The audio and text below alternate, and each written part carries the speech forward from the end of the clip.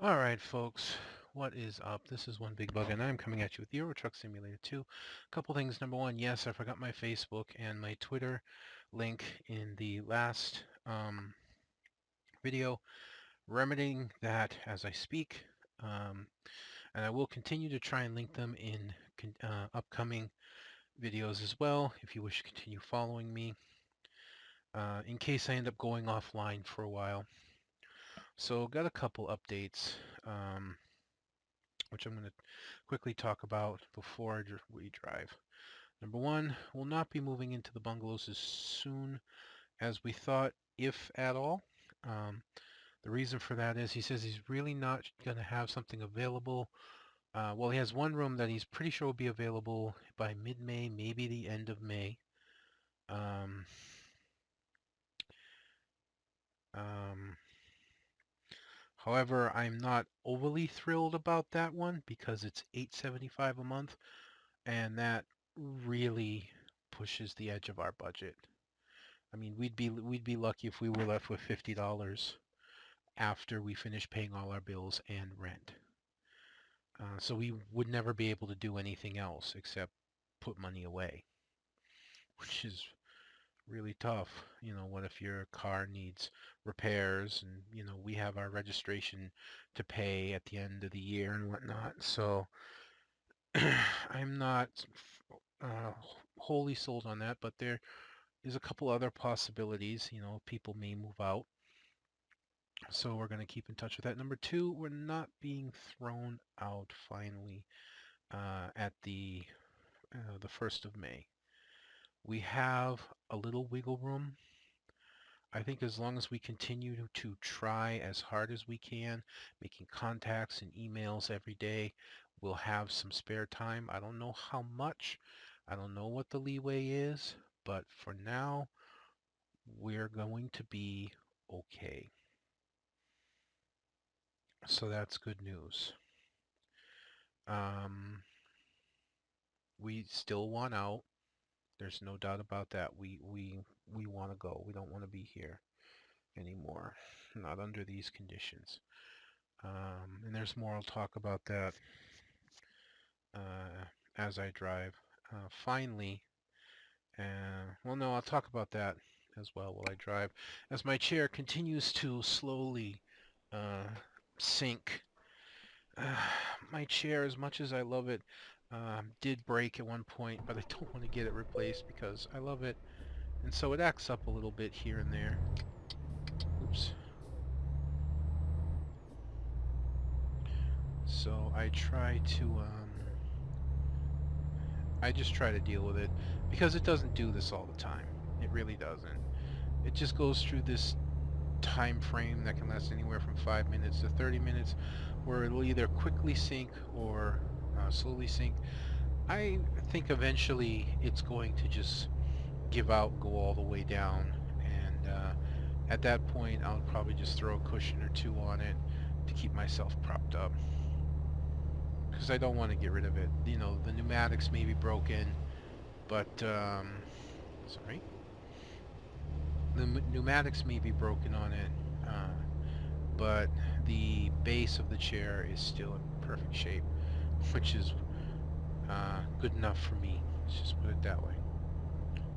Um, so anyways, what I wanted to talk about, and if I crack up here, I apologize. I can't help it. Damn, I missed. So just bear with me. Nothing set in stone yet of where we might move.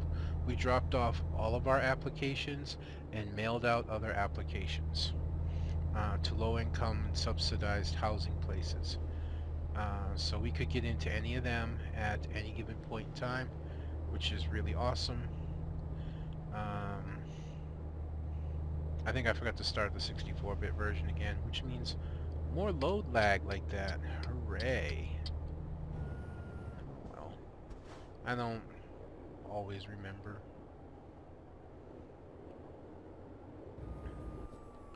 Which sucks. Pardon me. So yeah, One thing that really bothered us is the bungalows said on their application, no pets allowed unless prior approved by the manager after paying an extra fee, uh, and all that. Oh, I gotta be on the inside, huh? Okay.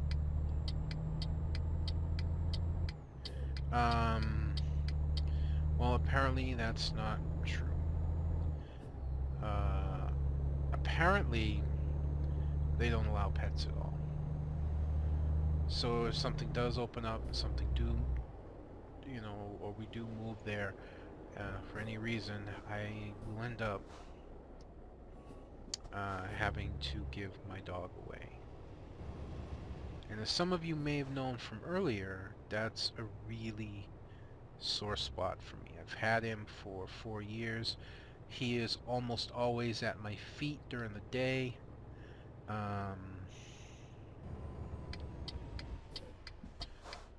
He sleeps in a little bed right by my feet during the day when it's warm. I've played with him a lot. Sorry for all the bobbing around. I'm just trying to make sure everything's all clear for me to move out. And there was plenty of room for me to move out. I don't know why that car didn't stop. I don't know, maybe damaged the trailer. Didn't give me a fine though, so I'll live with it. Anyways. He sleeps curled up in my arms or, by my legs, along my side. Sometimes I have back issues a lot because of my weight. So, well, apparently this is going to be a longer video because we're already transitioning to the ferry. Had I known this, I would have just made it part of the last video, because I believe the last video was short. So, yeah, I'll make up for it. This one will be longer. Maybe not. Maybe it wasn't short. I don't remember. Anyway, it's not important. But yeah, he stays, curled up with me at night. Then he wakes me up to take him out and curls up with me again. Like I said, sometimes I make this little prop behind me and I sleep in a sitting position. And he likes to slip, between my knees and sleep curled up there.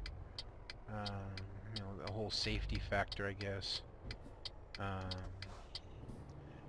And we've been doing that for 3 years now. I think we've had him a total of 4. I've really considered him mine for 3.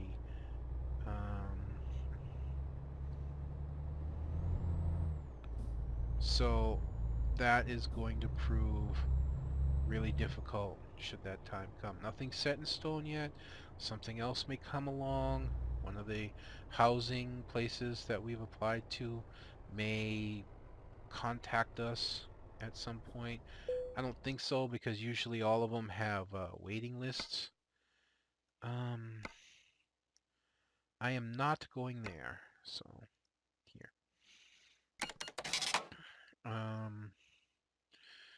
They have, most of them have waiting list. My wife and I have the fact that we are disabled going for us. So that usually pushes us up the list in front of people that have been on it for a while, honestly. We don't have children though, so children usually get pushed up even higher. But, we can take a 1-bedroom or a studio because we're just,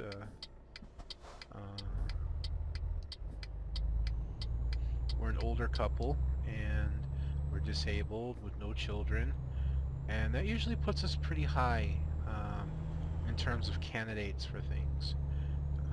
I've also not given up looking for like a room or something somewhere with someone, and I continue, and my wife as well, to contact people, to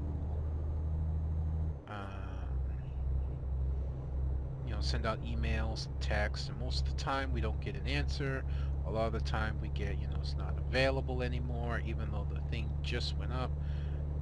One room. Yeah, I saw that coming. I forgot it's really slow through here, and I should have remembered. We're gonna see the car accident here. Yeah, I know this place really well. And the hard turn where the car didn't make it and just barreled right into the bridge.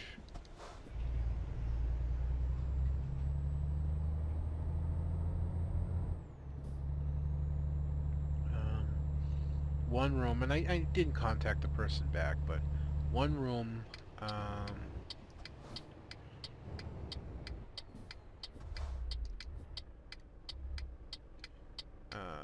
has been relisted. I almost wanted to contact the person back and say, I thought you said it wasn't available anymore.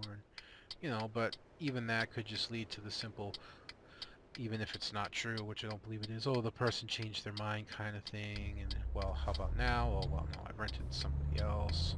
Then why is it still listed? If you have a room and it's rented out, take it down. Pretty simple, right? But, whatever.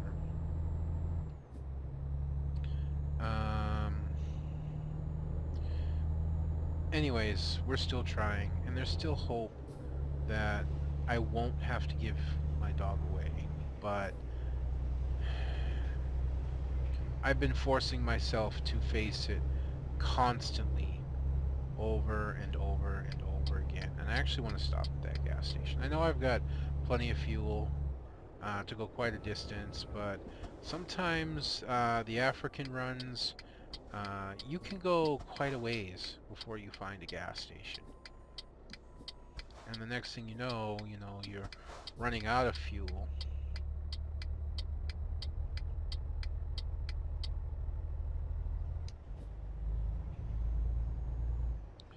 And you're in the middle of nowhere. So, we don't want that to happen. Besides, we're in Africa, and Africa, prices are insanely cheap. My wife,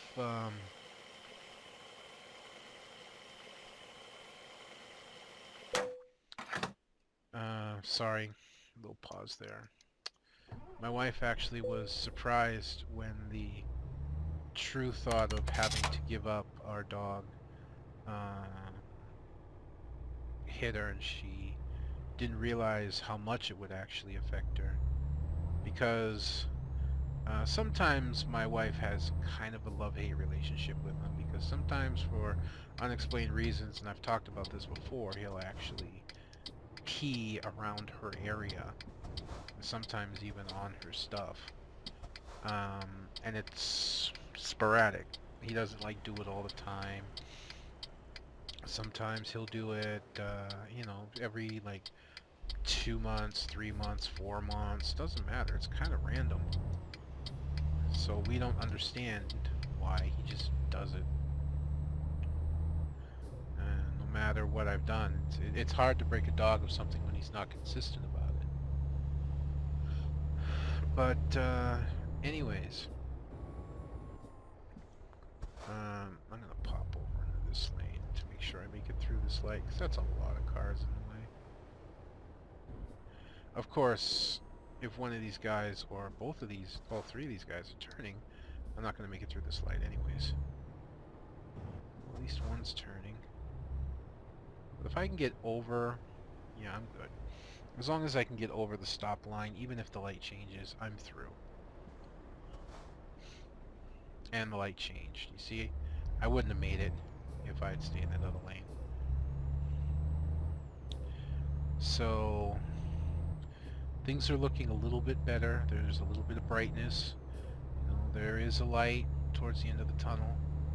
But the famous saying goes, and I remember it mostly from a Metallica song, I just really hope that that light at the end of the tunnel isn't a freight train. But all that aside, things are looking better. However, I am still furious, especially in light of things that I've learned recently. Now, I cannot verify these at 100%, but it's what I'm going with right now until given more proof or shown very, very solidly differently than what I'm about to tell you. So despite all this niceness all of a sudden, and my mother-in-law is making really nice to Joy now, my wife. Despite all this new niceness, I am still barred from the main body of the house while she's home. Meaning my wife still has to cook, and she still has to take care of everything. And I'm only allowed to shower when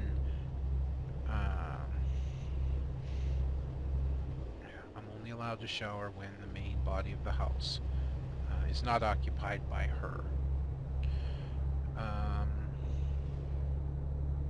And coming to find out, a lot of this comes kind of not from her. I don't know if I've mentioned this before, but I've been tossing around the idea that my sister-in-law is behind this. Whether it's something she done or she's manipulating purposely. It's kind of what I feel. And recently, with my mother-in-law and my wife talking, my mother-in-law said something very enlightening to me in terms of what I now believe. And my wife told me, she said I had to make a choice between Kaea, our little niece, is turning 8 this month. Next month, I think. Maybe this month. I don't remember. I think it's this month, actually. But yeah, my niece and us. And in terms of that choice, she had to choose our niece. That says to me that my sister-in-law had threatened to move out unless we moved out. And snippets of conversations that I've heard while not good. Snippets of conversations that I heard about my sister-in-law promising to do all kinds of things. These are going to be some sharp corners. I'd rather not be hitting them that fast. At least they look sharp. They've been promising, I don't know what for sure, but oh yeah, I can use my tax return for do that.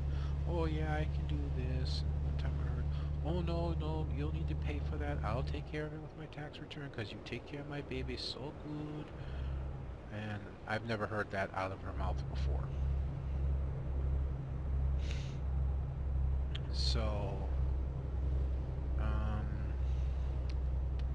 there's concern there. There's a lot of concern there about manipulation. I've actually finally come to believe that it's true. And what makes me even more furious about that is the way my mother-in-law had gone about removing us, with the overly vicious, overly angry, overly cruel, and you are leaving suddenly deal. There was no need for that. If she had come to talk to us, if she had come to say, hey, this is what's going on and I'm sorry, but I really feel like this is what needs to happen, we honestly would have been like, we wouldn't have been happy. We might have been a little upset, but ultimately, and I can say this with a clear mind, we would have understood. And we would have started looking for a place to go. And probably been in about the same situation that we're in right now, without all the intensely hurt feelings. And without all the needed depression, anger, tears, and everything that follows it.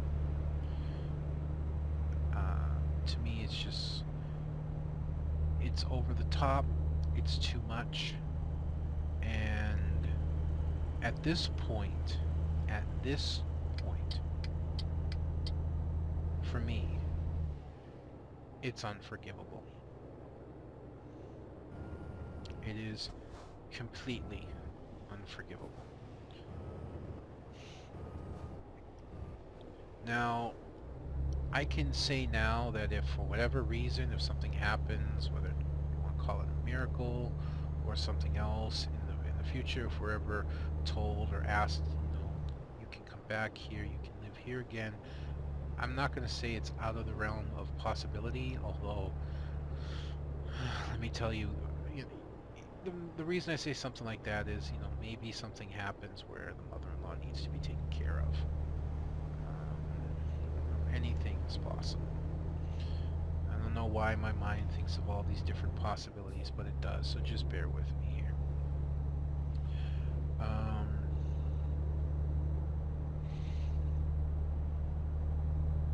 Yeah, I was just saying is, should we, for any reason, for whatever reason, no matter what it is,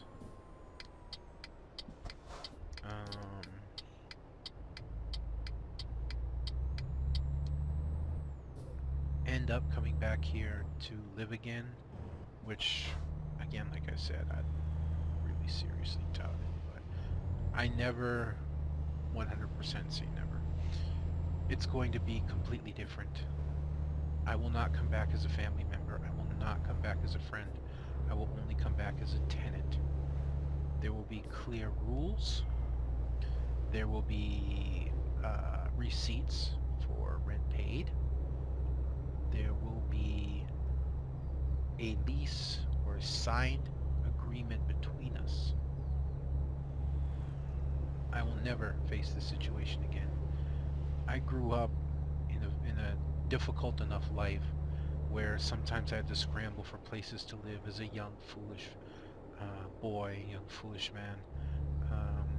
And I, at one point in my life, fought back from being homeless. I moved from a very terrible situation in an area of Pennsylvania back to Massachusetts. It was a very horrible, situation. When I got back to Massachusetts, my father, this is all he did, and I'm not mad at him for it. I don't condemn him for it. This is all my father did for me, is he bought me a bus ticket. He bought me a bus ticket from Massachusetts to from Pennsylvania to Massachusetts, and that was it. You may think that's cruel, but I had a lesson to learn, and it was a hard lesson, and I don't blame my father for this one. Plenty of other things I can be angry at him for, which I'm not anymore, by the way. When I got back, I ended up in Taunton, Massachusetts, where there was a homeless shelter, and I scrambled to find a job and then get a room to rent. And, for 2 weeks I was homeless. 2 weeks I stayed at that shelter before. And I would have to go out during the day, because you're not allowed in the shelter during the day. You have to be out by a certain time, and you have to be back by a certain time. All shelters are like that wherever you go, or almost all, a lot of them. So,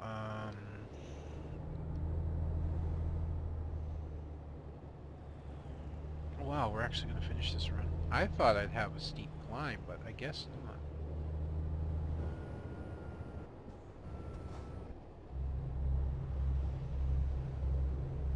So for 2 weeks, I'd spend the day out on the street doing nothing because I had nothing.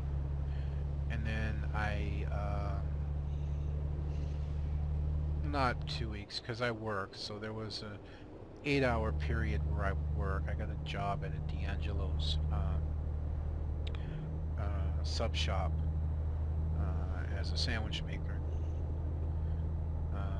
I'm not going to go into that story now. But on days when I didn't work, or when my work was over, or before my work started,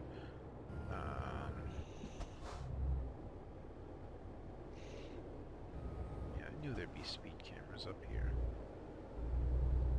At least I avoided that one, yeah.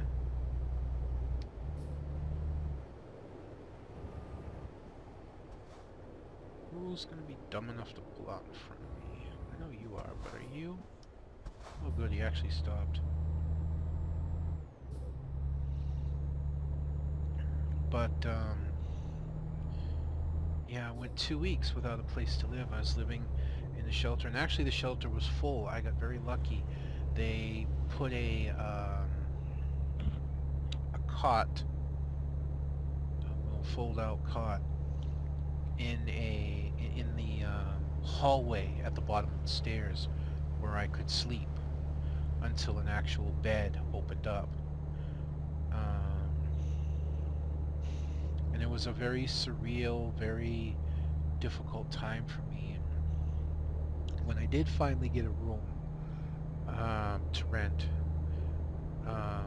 it was a third floor room in the middle of a building. It was 77 Broadway Street, apartment 7. I had nothing except for my clothes. I literally had nothing. I had to use what the room had for furnishing, which was a bed. There was a desk. No, there wasn't a desk. I had a bed, a dresser, with an old black and white television. I mean old black and white television from the 70s, 60s. Man, it was old. Old little 13-inch black and white television.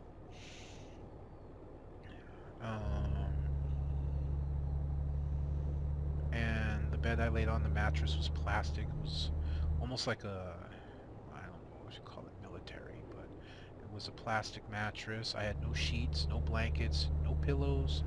I had one window that looked out into another building that I could almost spit on, down into an alley. So I had very little circulation in the room. It was hot. It wasn't pleasant. And within a couple weeks, I had got some sheets. I had gotten some sheets. I'd gotten some blankets, pillows. I had bought a new TV. I bought a 13-inch color television. It's still the same size, but it was color. It was modern. I had cable TV.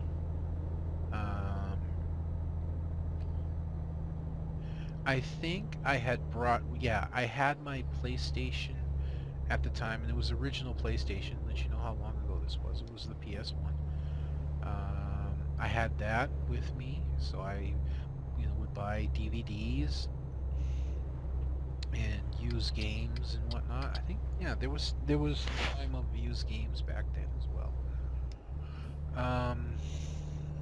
And I slowly built a life for myself, including buying 2 fans.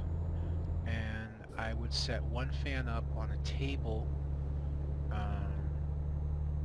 to my left when I was sleeping, and then, well, if I was sleeping on my back, it would be on my left. And then I set up another fan in my window on the right, pointing out, so that one fan blew across me and the other one pulled the air. So it became a much cooler situation. And in the summer, I would move, or in the winter, it would actually get pretty cold. In the winter, I actually moved. I would, shift my room around, move things around, so I'd be sleeping near the heater.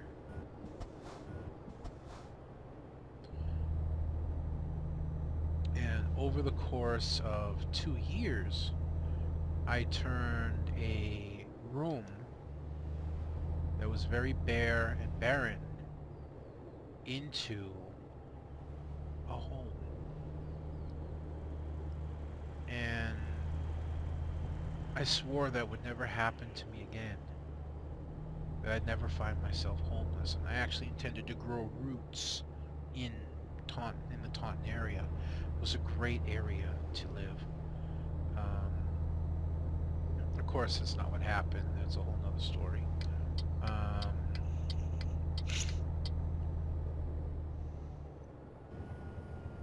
So, you know, when I am 40 some odd years old, and I'm being told I'm getting thrown out on the street in 2 weeks, man, that was too much. You know, so as things stand right now, when me and my wife do leave,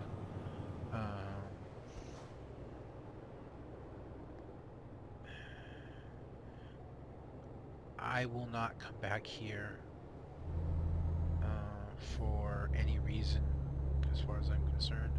Holidays, I don't care if I'm invited. I'm not coming back at all. If my wife wants to come, that's fine. This is her family. And my family treated me poorly a lot growing up. My mother kicked me out. You know, I've actually been homeless twice. Sorry, my mother kicked me out when I was 19 and I was literally on the street.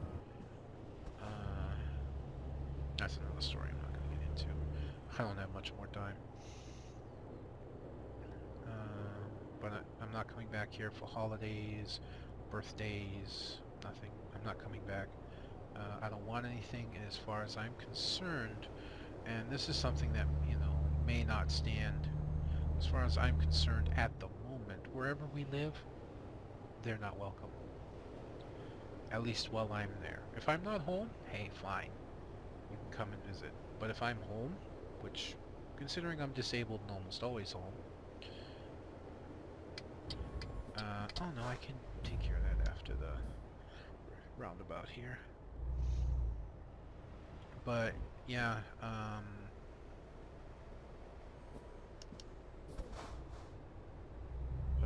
as far as I'm concerned, the answer is no. Don't come to visit for any reason. I'll tell you to leave. And I do mean tell, not ask. I have several things that I was very happy to receive at one point from my mother-in-law for Christmas, and they meant a lot to me. Turning a little wide. This black hat with a green band on it, it meant so much to me when I received it. Hello, trailer. I don't suppose I can just rip you through because I kind of don't care at this point. And if I damage it, I damage it. I feel like being stupid today.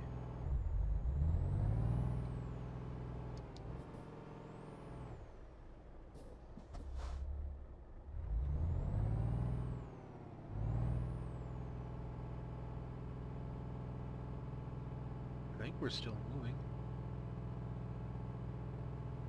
Fuel? What fuel? Of course, by now I probably would have, like, ripped the whole arch down.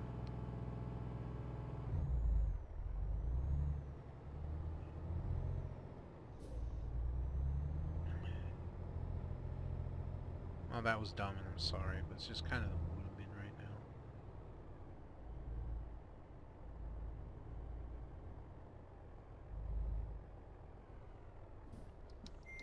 This back end's not going to go well, by the way.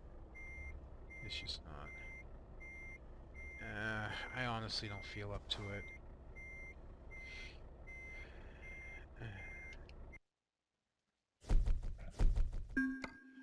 Oh, that's cool.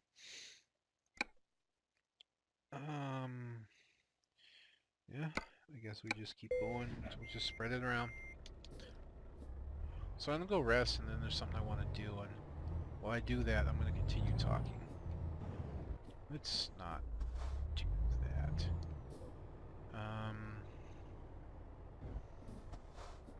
Number one, I was gonna go left, but somehow I don't think so. I'll go right.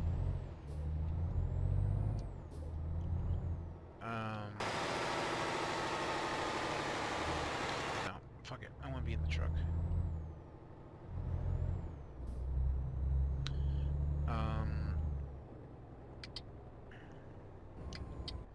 Shoot, what was I gonna say? Kinda lost track. Oh yeah, the hat. It did mean a lot to me. I also have a blanket that I was bought when my blanket. Yeah, you remember maybe a long time ago when I needed one. My mother-in-law did get me a blanket, but it was a lightweight one, so I combined it with my old blanket to stay warm in the winter, and that meant a lot to me. And just this past Christmas, not long ago, she bought me this really nice hoodie, sweatshirt, kind button-up jacket, and it fits really well, and it's warm, and I loved it so much. Now I look at them with complete distaste. And when I leave here, I'm going to leave them in the middle of this room, laid out next to each other, to kind of make my final point. At least that's what I want to do. That's what I talk about doing. Doesn't mean I actually will.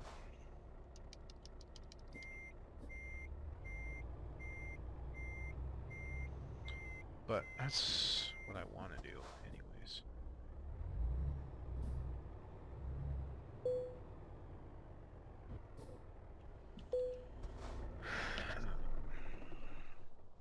Yeah, I want nothing to do with those things anymore. Um, New upgrades available. Tires. Woohoo. Alright. Um, Truck dealers. Do do do do do do. Um, three, three. I thought I saw three. One, two. I guess I only know two man dealers. Wow, out of everywhere I've been, two. That's depressing. I'm gonna visit it. Yes. Um, 162. Uh,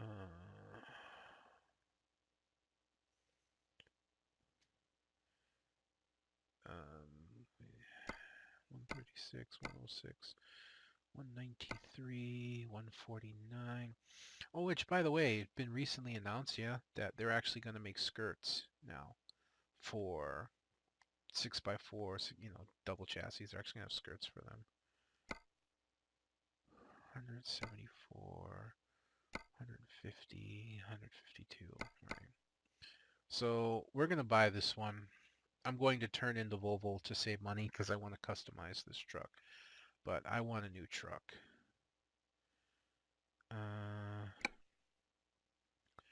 So we've got the big cab. We want the 6x4 full chassis. The 680 horsepower engine. The Tronic transmission. For now, I guess, yeah, I'll go with the exclusive. It looks a little cooler. I'm not going to worry about paint yet, and then we want our accessories. Honestly, this looks fine. We'll do our standard 3 lights up top. Our horns, which will be,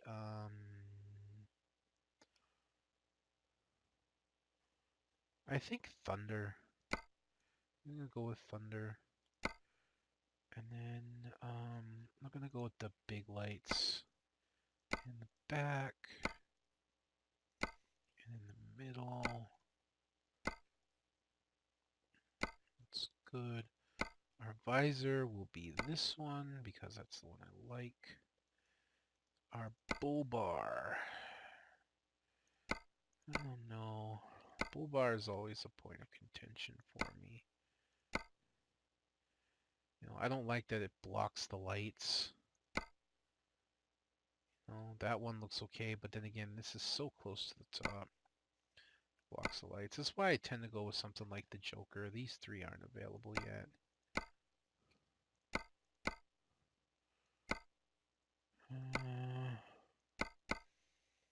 Yeah, I think we'll go with the Joker. And we'll go with the big lights on it. I'm going to customize this truck more mod-wise, probably. Viking honestly looks really awesome, but you can't put lights on it. Eh, Mirage or Accent? Probably Mirage. And I'm gonna go with the light chrome. 2 lights.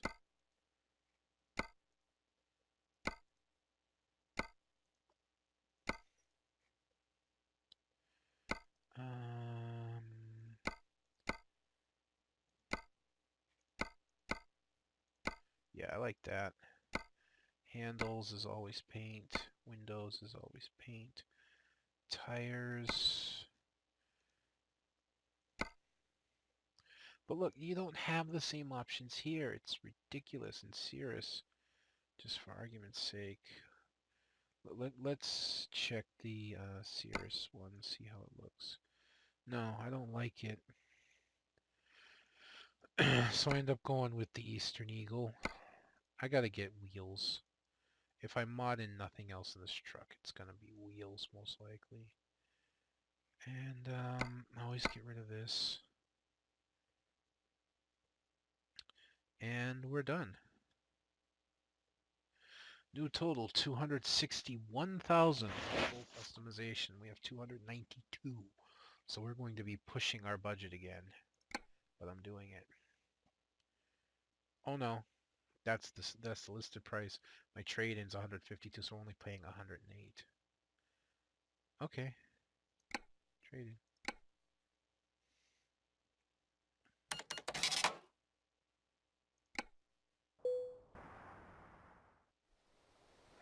We don't need to see that. Shoot. I meant to paint it.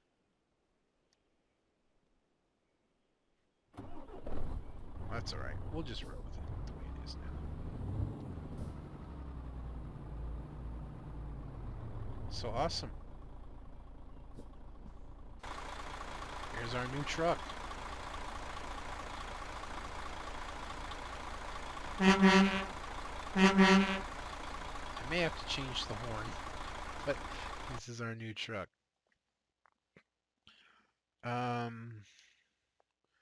Gosh, I still have 184,000. Is my garage full? No, I can still add one more person to it. So that's what we're gonna do.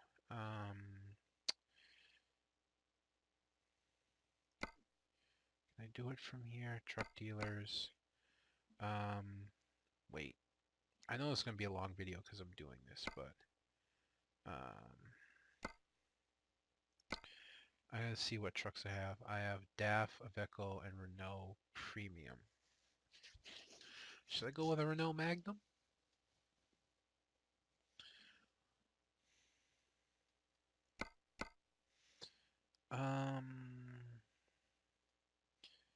No, let's go Majestic. That's fine, and we'll buy online from them.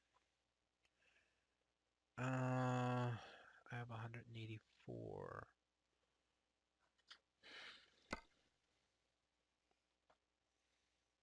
I want to go with this one, 146. And we'll put that in our garage here. Awesome. And we need a recruitment agency. Need a hire driver. I don't like that you're all eco. You're mostly eco. Despite it being only 1.7 compared to 2.5, which I doubt we'll find anything else because they all line up by score, we are going to go with this one because she's already got 2 in long distance. So we put her in this garage, driving that truck. Perfect. And then driver manager, we want her to continue focusing on long distance for now, even though she's got nothing else. That's what I want all her points in. Ruth is balanced, balanced, balanced, and then me. Okay, we're good. So one last thing to do. Check out our freight market. Ugh. You know, just when you're hoping for something special, there's nothing special. There's literally nothing special.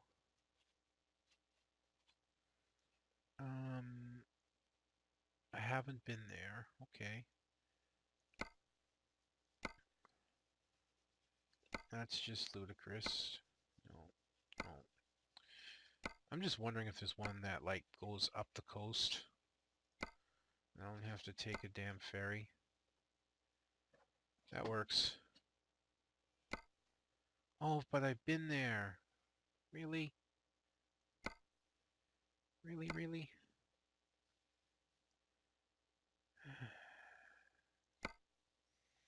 I may take it anyways.